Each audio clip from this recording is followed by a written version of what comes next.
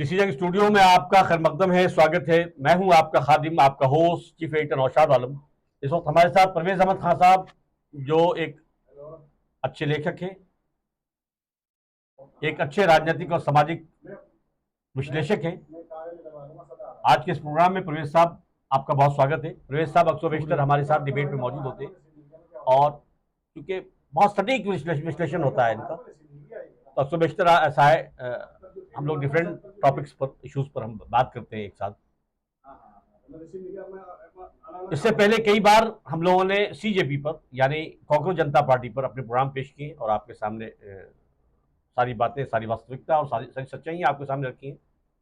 एक बार फिर से, क्योंकि आज 6 जून है और जो अभिजीत दीपके हैं, कॉकरोच जनता पार्टी के फाउंडर, वो आज बाज़ाब्ता अमेरिका से इंडिया सुबह ही आए और उन्होंने अपने समर्थकों से, जो उनके फॉलोअर्स हैं, उनसे ये आह्वान किया था कि आप ऐसा है उन्हें रिसीव करने के लिए एयरपोर्ट आए। बाद में उन्होंने एक्स पर एक वीडियो शेयर किया, उसके बाद कहा कि भाई जितने भी हमारे फॉलोअर्स हैं, समर्थक हैं, वो डायरेक्ट जंतर मंतर में पहुंचे। उसके बाद फिर वो पुलिस से परमिशन लेने के बाद वो भी जंतर मंतर पहुंचे और बाज़ाब्ता तौर पर वहां धरना प्रदर्शन में शामिल हुए। आज हम सीजेपी पर यानी कॉकरोच जनता पार्टी का जो दिल्ली के जंतर मंतर पर एहतजाज और विरोध प्रदर्शन है, उसी पर हम बात करेंगे। ये एक अहम सवाल है कि ये प्रदर्शन परवेज साहब कितनी हकीकत और कितना फसाना है या छलावा है, क्योंकि इस मुल्क में 2014 से लेकर अब तक, जब से बीजेपी की हुकूमत आई है, जब से बीजेपी सत्ता के सिंहासन पर बैठी है, उसके बाद से लेकर अब तक कोई भी इस तरह का बड़ा विरोध प्रदर्शन देखने को नहीं मिला। तो साहब, इसके पीछे हकीकत क्या है, फसाना क्या है, या छलावा है, या एक कंप्लीटली एक राजनीतिक साजिश, षड्यंत्र है, क्या है ये? नहीं, सब आपने जो शब्द इस्तेमाल किए हैं वो बेवजह गलत है। देखें, कॉकरोच पार्टी जो जन्म हुआ है उसका, एक व्यक्ति विशेष ने जो बात कही थी, जो कॉकरोच कहा था नौजवानों को, बेरोजगार नौजवानों को, उसके बाद एक मीम से शुरू हुई और धीरे धीरे करके लोग जुड़ते चले गए। उसकी कोई तैयारी, उसका कोई पहले से किसी तरह का खाका किसी के ध्यान में नहीं था। हाँ, ये जरूर रहा है लोगों पे कि एंगर बहुत है, गुस्सा बहुत है, बेचैनी बहुत है, परेशानी मुश्किल, और ये सब है लोगों के साथ, उनके सामने। उनके सब सवाल तो ये उठता है कि भाई 2014 से लेकर अब तक बात तो ऐसा है, मुझे सवाल पूछ दीजिए। सवाल तो ये पैदा होता है कि 2014 से लेकर अब तक ऐसा कोई विरोध प्रदर्शन हुआ ही नहीं। नहीं, कोई विरोध प्रदर्शन नहीं, इतने बड़े लेवल पे, इतने बड़े पैमाने पर कोई भी विरोध प्रदर्शन नहीं हुआ। तो क्या मतलब ऐसा है, सत्ता ने मतलब इस देश के युवाओं के सामने, इस देश के कॉकरोच के सामने घुटने टेक दिए हैं? नहीं ना, सत्ता बड़ी अहंकारी है। आज की जो सत्ता है देश में, आरएसएस की, बहुत अहंकारी है और वो डरी हुई है, और डरी हुई है, बहुत घबराई हुई है वो भी। जैसे नौजवान परेशान है, बेचैन है, वो तो अपनी मुश्किलों से बेचैन है, लेकिन सत्ता अपने गुरूर में, घमंड में चूर है और वो बहुत ही एरोगेंट है जी। और देश के रक्षा मंत्री कह चुके हैं हमारे यहाँ कोई इस्तीफे नहीं होते। आप सैकड़ों गलती करें, गलती पे गलती करें, कुछ भी करें, इस्तीफा नहीं होगा और गलती न माने, पनिशमेंट नहीं होगा, अपने किसी व्यक्ति के खिलाफ कोई कार्रवाई नहीं होगी जी। वो किसी में भी उसका नाम आ जाए, कार्रवाई नहीं होगी उसके खिलाफ। तो ये तो देश के अवाम, देश की जो जनता है, देश के जो लोग हैं, सब देख रहे हैं। आप अच्छा एक बात बता दें, बहुत छोटी सी है, मैं सबको कह रहा हूँ। अगर लोगों ने ये डिमांड की कि धर्मेंद्र प्रधान इस्तीफा दें, और ये डिमांड कब हुई है? जब देश के अंदर तकरीबन 100 या 100 से ज़्यादा या 100 से थोड़े बहुत कम पेपर लीक हो चुके हैं, पेपर आउट हो चुके हैं, पेपर मार्केट में बिके, व्हाट्सएप पे घूमे। उसके बाद अगर ये डिमांड की है तो क्या परेशानी है धर्मेंद्र प्रधान को? ऐसा कौन सा लोभ है उनका, ऐसे कौन से हित हैं जो पूरे हो रहे हैं सत्ता में रह करके? अगर वो इस्तीफा दे देते हैं तो उन्हें क्या प्रॉब्लम आ जाएगी? अब 2014 करीब 800 से 1000 कोई और संभाले उस पोस्ट को, क्या परेशानी है उसमें? उन्हें इस्तीफा देने में क्या दिक्कत है? या प्रधानमंत्री को उनसे इस्तीफा लेने में क्या दिक्कत है? अब देखें, फिर मैं ये कहूंगा कौन सा ऐसा लालच है, कौन सी ऐसी खास काम है जो वो ये कर रहे हैं कि साहब धर्मेंद्र प्रधान नहीं करेंगे तो ये काम होगा ही नहीं, कभी नहीं होगा। आप इस्तीफा ले लें, इस्तीफा ले लेना चाहिए उनसे। ये सत्ता अपनी अकाउंटेबिलिटी को एक्सेप्ट करती नहीं साहब। अब यहाँ वही सवाल है ना कि लोगों ने जो भी ये कॉकरोच पार्टी है वो गुस्सा है लोगों में गुस्सा है, और गुस्सा, हाँ गुस्सा है, गुस्सा देखें उसकी बहुत सारी वजह, बहुत सारी चीजें हैं। जी जी। अब प्रॉब्लम ये है कि अब सरकार ने इजाजत दे दी, या जैसे किसानों का आंदोलन था उसको कुचलने की कोशिश की, तो अब से पहले जो आंदोलन हुए वो सरकार को ये पता होता था कि आंदोलन कौन करने वाला है या कौन कर रहा है। कॉकरोच पार्टी के बारे में नहीं मालूम, कॉकरोच पार्टी के बारे में नहीं जानकारी है कि किस तरह के लोग हैं, क्या है, कैसे आंदोलन करेंगे, क्या करेंगे। ये अचानक से, बिल्कुल अचानक से, जैसे कोरोना था वो फैल गया, एकदम से बीमारी फैल गई कोरोना की, ऐसी कॉकरोच पार्टी को आप समझ लें। इनके बारे में नहीं मालूम कैसे पैदा हुए, किसने पैदा किए, उनके पीछे कौन है, इनको कौन सपोर्ट कर रहा है, या कैसे इनको हेल्प हो रही है, कहीं से हेल्प हो रही है, नहीं हो रही, मुझे मालूम है थोड़ा सा। सरकार को तो पूरा पता होना चाहिए, लेकिन मुझे मालूम है, लेकिन अभी मैं बात नहीं करूंगा उससे। मेरा कहना यह नौशाद साहब, ये अचानक से मूवमेंट पैदा हुआ है, सरकार डरी हुई है। सरकार डरी हुई इसलिए कि अगर हमने इनके ऊपर उसी तरह का किया जैसे महिला पहलवानों को पीटा था, उनको घसीटा था, उनको बेइज्जत किया था, तो ये आंदोलन काबू से बाहर हो जाएगा। और ये कॉकरोच जो है, ये दीमक को साफ करना चाहते हैं देश में, जो आरएसएस की दीमक लगी हुई है वस्ता को, तो फिर ये दीमक को चट कर जाएंगे और कोई हिट काम नहीं आएगा। जो हिट है, जिसका कुमार विश्वास ने कहा था कि बहुत सारे हिट हैं, तो वो हिट काम नहीं आएगा। हिट, वो किक लगेगी हिट को, फिर किक लगेगी हिट को। और देखें, ऐसी सिचुएशन से सरकार ने बचने की कोशिश की है जो और जगह हुई है। ये अच्छी बात है सरकार की कि उनको इजाज़त दी, उनको कार्यक्रम करना दिया, और वो अब अपना कार्यक्रम करके आगे का जो भी होगा वो करेंगे। सरकार भी यहाँ ये देखेगी कि हम आगे इनसे, इनका जो आंदोलन चलता है, कार्यक्रम चलता है, पार्टी बनती है क्या, तो उससे कैसे निपटें, कैसे भुगतें। तो ये एक लोकतांत्रिक तरीका है, ऐसे आप कर सकते हैं, कोई परेशानी नहीं। तो सब इस प्रदर्शन और आंदोलन में जो युवा असहाय जंतर मंतर जा रहे थे धरने पे, ये खबरें आ रही हैं कि बहुत सारे युवाओं को असहाय पुलिस ने डिटेन किया, उन्हें पनिश भी किया। तो इस तरह की भी खबरें आ रही हैं। चलिए मैं दूसरा सवाल ले लेता हूँ आपसे। जी जी। तो साहब, एक सबसे अहम सवाल है, कॉकरोच या हुकूमत के मुंह में छछूंदर। एक सवाल है जी जी। कि कॉकरोच या हुकूमत या सत्ता के मुंह में छछूंदर। अभिजीत दीपके की इस तहरीक, इस आंदोलन की बढ़ती हुई मकबूलियत, पॉपुलरिटी ने मुल्क के राजनीतिक और सियासी गलियारों में एक खलबली मचा कर रख दी है, एक अजीब सी बेचैनी मचा कर रख दी है, जिस तरह का विरोध प्रदर्शन और आंदोलन देखने को मिल रहा है। क्या इसका इम्पैक्ट आप जानते थे अभिजीत को सत्ता पर पड़ेगा? अभिजीत को आप 16 तारीख से पहले जानते थे, 15 तारीख को, बिल्कुल 14 को जानते थे, बिल्कुल नहीं, या एक साल पहले? मैं भी नहीं जानता था। नहीं। तो मकबूलियत तो उसकी है नहीं कोई, बिल्कुल नहीं। अभी आपने कहा ना मकबूलियत, कोई मकबूलियत नहीं है। नहीं। ये तो एक नहीं, अभी सडन जिस तरह का स्टेटमेंट दिया गया है, वो सडन जो हुआ है, वो सडन एक स्टेटमेंट पर रिएक्शन के तौर पे। जी जी।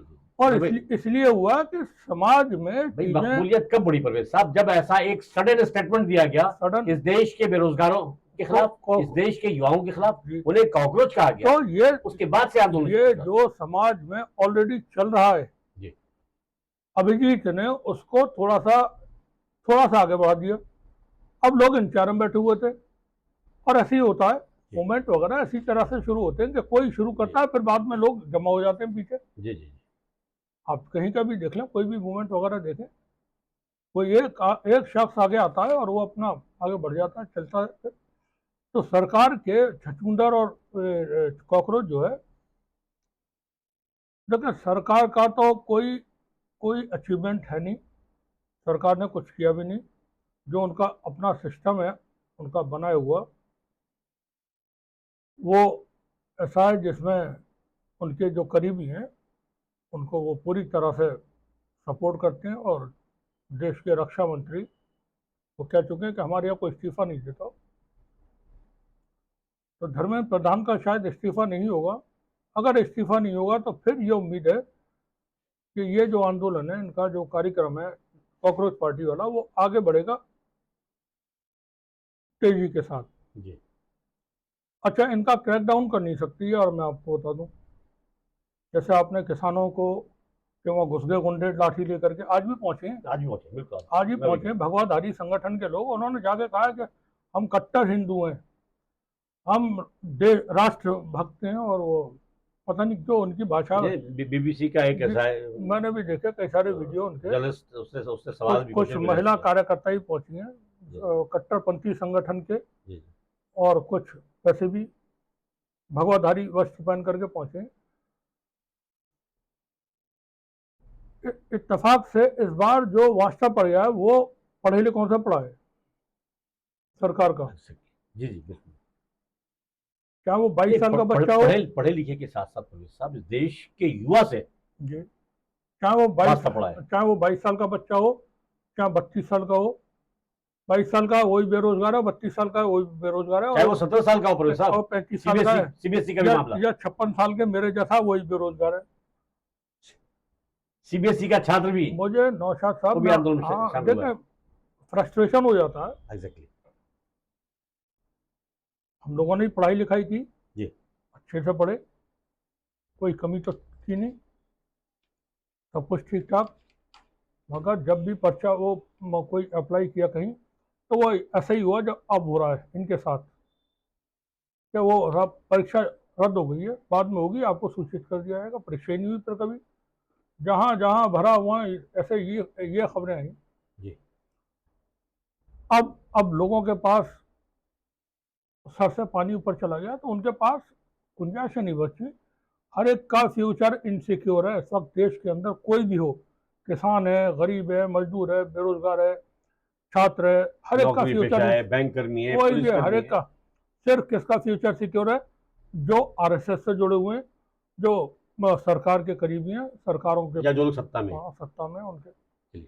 उनके तो फ्यूचर उनके नहीं, उनकी 7 पुश्तों तक के सुरक्षित है। प्रवेश साहब बहुत अच्छी बात की आपने। मैं तीसरा सवाल लेता हूँ आपसे। जी, सच पूछिए तो यह आंदोलन, ये तहरीक, ये प्रदर्शन अब महज सोशल मीडिया की जीनत या स्क्रीन और चंद नाराज स्टूडेंट्स जो एंगर हैं कि हंगामी या वक्ती गमों से या नाराजगी तक सीमित या महदूद नहीं रही है, बल्कि इसने बाकायदा एक नेशनल इशू और जन आंदोलन का रूप धारण कर लिया है। जी, इसको एक आइडियोलॉजिकल और नजरियाती ताकत उस वक्त मिली प्रवेश साहब जब इस मुल्क के मशहूर साइंटिस्ट, एक शिक्षाविद, एक मारूफ तालीमी मुसले सोनम वांगचुक बहुत सुर्खियों में रहे। जी, और इनका ताल्लुक मेरे ख्याल से वो लेह से, है? लेह लद्दाख, लेह लद्दाख से रहा है। और वहां के आंदोलन में शरीक सरकार ने इनको ऐसा उड़ा करके जेल में जेल में, और कैद कर दिया। जेल में भेजा था बीच में माफी के साथ। जी जेल में भैया कहाँ कहाँ के रहने वाले हैं? लेह के, जहाँ टेम्परेचर बहुत मॉडरेट होता है गर्मियों में भी। इस वक्त भी आज की डेट में जी 18-20 दिन के वक्त होगा, जी। रात के वक्त ठंड रहती है। इनको कहाँ डाला? जेल में, जोधपुर तपती आग वाली जेल में, ताकि गर्मी से इनको, हम वैसे तो टॉर्चर नहीं कर सकते, तो इनको ऐसे जगह पे, ऐसे माहौल में रखें कि ये खुद ही परेशान हो। जी ना आप देखें, आप लेह में खुद जेल है, लेह में रख सकते थे, वहां से उठा के हिमाचल प्रदेश भेज सकते थे, बिल्कुल। या आप भेज देते अरुणाचल प्रदेश वगैरह, जहाँ का एनवायरमेंट उससे मिलता जुलता हो वहां होता हो। लेकिन कहाँ भेजा? जोधपुर, ताकि इनको परेशान किया जाए। और सोनम वांगचुक साहब के बारे में चूंकि मेरी वो नहीं थी किसी तरह की, लेह में मेरा जाना हुआ, घूमना हुआ, मैंने काफ़ी वहाँ घूमना फिरना हुआ है लेह में। तो सोनम वांगचुक साहब का जो अपना घर है जहाँ वो रहते हैं, बहुत अच्छी जगह पर है। इत्तेफाक से वो भी मेरा देखा हुआ है, लेकिन तब तक मैं जानता नहीं था ये सोनम वांगचुक कौन है। ये 3 इडियट्स फिल्म के बाद में पता चला कि सोनम वांगचुक, फिर इनका एक्स वगैरह पे देखा, जी जी तो मालूम हुआ कि ये तो बहुत ही प्रोमिनेंट शख्स हैं और बड़े बहुत बड़े कद के इंसान हैं। जी जी। और एनवायरनमेंट को लेकर के और तमाम चीज़ों को लेकर के वो काम कर रहे हैं, बड़े वैज्ञानिक हैं, ऐसे लोगों के साथ आप जो बर्ताव कर रहे हैं, उनको बेवजह उनकी बात नहीं सुनी आपने। वो क्या कर रहे थे कि लेह में हमारे चरवाहों को भी मैंने अभी चर... अपना क्वेश्चन मुकम्मल नहीं किया। हाँ हाँ, कर ले मैं यही कह रहा था प्रोफेसर साहब जी। कि उस वक्त मतलब ऐसा है, इस जन आंदोलन को, इस जन आंदोलन का मतलब ऐसा, ये मतलब जो मैंने इससे पहले सवाल पूछा था कि सच पूछिए तो ये आंदोलन एक तहरीक, एक आंदोलन, और अब बस सोशल मीडिया की जीनत या स्क्रीन और चंद नाराज या एंगर स्टूडेंट्स के हंगामी या वक्ती गम गुस्से या नाराजगी तक महदूद या सीमित नहीं रही है, बल्कि इसने बाकायदा एक नेशनल इशू और जन आंदोलन का रूप धारण कर लिया है। और उस वक्त एक आइडियोलॉजिकल और नजरियाती ताकत उस वक्त मिली जब एक मशहूर साइंटिस्ट, शिक्षाविद, मारूफ तालीमी मुस्लिम सोनम वांगचुक और मशहूर अदाकार प्रकाश राज जैसे बड़े नामों ने इस आंदोलन की खुलकर हिमायत और समर्थन का ऐलान किया। क्या अब ये आंदोलन, ये विरोध प्रदर्शन, जिस तरह से आपने देखा था कि ऐसा है इंडिया अगेंस्ट करप्शन मूवमेंट के वक्त अन्ना हजारे ने, वो तो फ्रॉड था टोटल। अन्ना हजारे ने और अरविंद केजरीवाल मनीष सिसोदिया, वो अरुण जेटली और भारतीय जनता पार्टी आरएसएस का कार्यक्रम था, पहली बात कर चुके। क्या उसी पैटर्न पे चलेगा ये, या कंप्लीटली इस देश का जो युवा है, जो बेरोजगार है, वो इसको एक नई धार और नई दिशा देगा? अभी हम नहीं कह सकते किस रास्ते पे चलेगा, क्या करेगा, क्या तरीके अपनाएगा, ट्रांसपेरेंसी होगी कि नहीं होगी। वो केजरीवाल, जिस तरह का एंगर और नाराजगी दिख रही है, केजरीवाल की तरह ही करेंगे, हमें नहीं मालूम क्या करेंगे। जी जी। इसीलिए हमने अपील भी की थी मुस्लिम नौजवानों से, खासतौर से जी जी, कि अभी इससे बिल्कुल दूर हैं, बिल्कुल पूरी तरह से। लेकिन जो मौजूदा सत्ता है वो जवाबदेही से बचती है, भागती है, दूर रहती है, किसी भी बात की को ओन करने को तैयार नहीं होती। कुछ हो जाए तो नेहरू ने किया था, या पाकिस्तान ने किया, या किसी और ने किया, हमारी जैसे कोई भी कुछ भी गलत नहीं हुआ। और हर बात को कहीं और दूसरी तरफ फौरन रुख उसका मोड़ती है। अपनी जिम्मेदारी, अपनी जवाबदेही से बचती है। ऐसी सूरत में लोग देख रहे हैं, 12 साल हो गए, मई में मुकम्मल, जून का महीना चल रहा है, 13वां साल लग गया मौजूदा सरकार को। यस, हाँ, 13वां साल। इस 13 साल के अंदर एक भी PC prime minister of India ने नहीं की है। उन्होंने इंटरव्यू किसको दिए कि हम चूस के खाते हैं कि काट के खाते हैं, और आप जो है वो थकते क्यों नहीं। आपने कभी भी एक बार भी जनता के सामने पेश होकर के, या तो आप रैलियों में भाषण देते हैं 2-2 घंटे, सवा 2-2 घंटे के, या अपने लोगों को बुला करके घर में बैठ करके शूट करा करके वो वीडियो डाल देते हैं। आप इस बात के लिए मेंटली तैयार ही नहीं हुए कि मैं देश की जनता के लिए, मुझे चुना गया और देश की जनता के हितों में मुझे काम करना है। वो जैसे राजा वगैरह पहले कभी राजा धीराज महाराज होते थे, उस तरीके से अपने आप को, और सरकार पूरी सत्ता ऐसी तरह से। देखिए नेताओं का क्या होता है, आप जानती हैं, ठाकुर जयवीर सिंह साहब को, बरौली विधायक और मिनिस्टर रहे। मैं छोटी सी एग्जांपल दे रहा हूँ नौशाद साहब, अगर किसी के बीच कोई झगड़े होते थे तो उन्होंने सारे झगड़े निपटवा दिए आपस के, दोनों पक्षों को बिठा करके बातचीत करा के और सुलह करा दी। आपने तो, जो सत्ता है उसने, सत्ता ने लोगों को लड़ाने के काम किए, भिड़ाने के काम किए, उनको परेशानी में डाला। समस्याओं के समाधान के लिए इन्होंने कोई काम नहीं किए। जी। अब ये तो समस्याएं इतनी बढ़ गई हैं कि वो ये कॉकरोच जो है घरों में घुसने लगेंगे।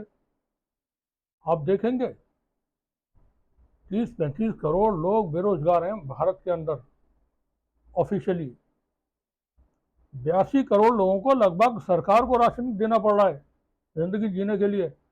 150 करोड़ भारत की जनसंख्या है। बच्चे कितने? सिर्फ वो जो आरएसएस के लोग हैं और जो सरकार के करीबी हैं वो खुशहाल हैं, बाकी तो सब परेशान हैं। ऐसी सूरत में करे तो क्या करे आदमी, सुनने को कोई तैयार नहीं है, अपनी गलती मानने को तैयार नहीं है। मैं फिर यह कह रहा हूं आपसे नौशाद साहब, धर्मेंद्र प्रधान इस्तीफा अगर दे देते हैं तो क्या देश का काम रुक जाएगा? बिल्कुल ही। क्या परेशानी है? और अपनी धर्मेंद्र, अकाउंटेबिलिटी को आपको एक्सेप्ट करना चाहिए आपको और मोरली आपको रिजाइन करना चाहिए साहब। खुद सामने आना था, एग्जैक्टली। प्रधान जी को खुद सामने आना था, कहना था गलती हुई है, मैं इसको मानता हूं और मैं इस्तीफा दे रहा हूं।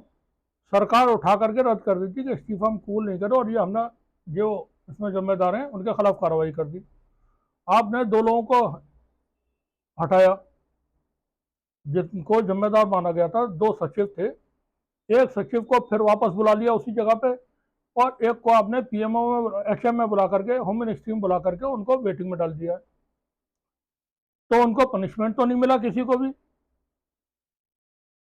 जिनको आपने, सरकार नहीं माना कि इनकी वजह से कुछ हुआ है शायद, और आपने पनिश किया, ऐसा पनिश किया कि उनको एक को तो फिर बहाली कर दी वहीं पर, और एक को बुलाकर गृह मंत्रालय में वेटिंग में डाल दिया। और लोग इससे परेशान है। जो तौर तरीके हैं सरकार के, वो सब ठीक नहीं है, जनता देख रही है। और चूंकि हर आदमी अपनी बात नहीं कह पाता, इत्तेफाक की बात है, कहीं से कोई बात निकली तो वो ये अभिजीत ने उसको पकड़ लिया और बात आगे फैल गई। अब ये जो है, मेरा ख्याल है ये चलेगा आगे, ये चलेगा आगे। क्योंकि आपको एक बात बता दूं, ये अवेश तिवारी साहब ने ट्वीट किया हुआ है एक्स पर, उन्होंने लिखा है कि दिल्ली में आने के बाद अभिजीत ने पहला कॉल किया वृंदा करात को, जो सीपीआई की वरिष्ठ नेता है, देश की इस वक्त जो गिने चुने कम्युनिस्ट पार्टी के बड़े लीडर हैं उसमें से एक है। सरकार के पास भी जानकारियां होंगी कि अभिजीत जो है कैसे, ये क्या कर रहे हैं या क्या करेंगे। सरकार रोक नहीं पाएगी, मगर इनको सरकार रोक नहीं पाएगी। अगर धर्मेंद्र प्रधान जी इस्तीफा नहीं दिए तो सरकार के लिए समस्याएं आगे चल के ज़्यादा हो जाएंगी। उसमें वो फिर चीज़ें कहाँ